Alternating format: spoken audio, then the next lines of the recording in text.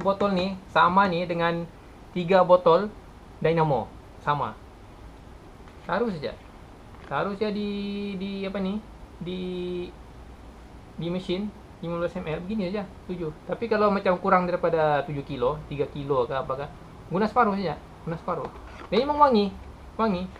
Dia ada softener dia ada bright dia. Dia punya Clorox tu. Dia punya Clorox tu tidak lawan untuk Clorox ini tu. Clorox tu kita takut. Yang ini sabun-sabun cuci dia semua ni semua bersih. Pegang anak-anak pegang pun tidak apa. Sebab dia dibuat melalui tumbuh-tumbuhan.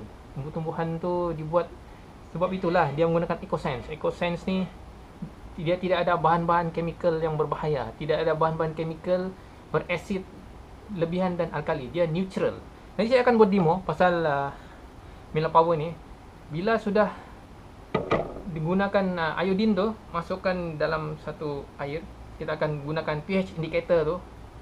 Lepas dia dicuci, selepas bercampur dan dituang dengan Mila Power ni, sabun cuci ni, dia sentiasa neutral.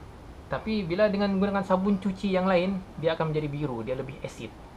Maknanya bila berlebihan asid masuk pergi baju kita, itulah kadang-kadang baju kita gatal. Kadang ada yang merah-merah. Sebenarnya ada berlebihan sabun sebenarnya di kawasan-kawasan yang tertentu tu yang kita tidak tahu. Sebab ada beberapa sabun ni dia tidak berapa larut di dalam air. Dalam air yang mesin kita berpusing tu.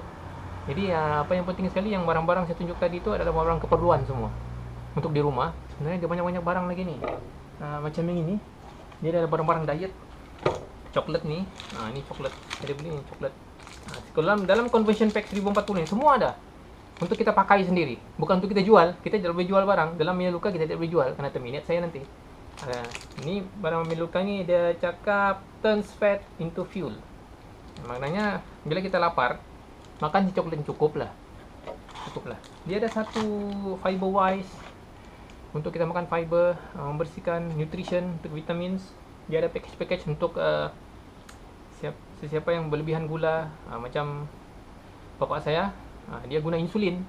Jadi saya bagi dia tu GC control untuk jantung.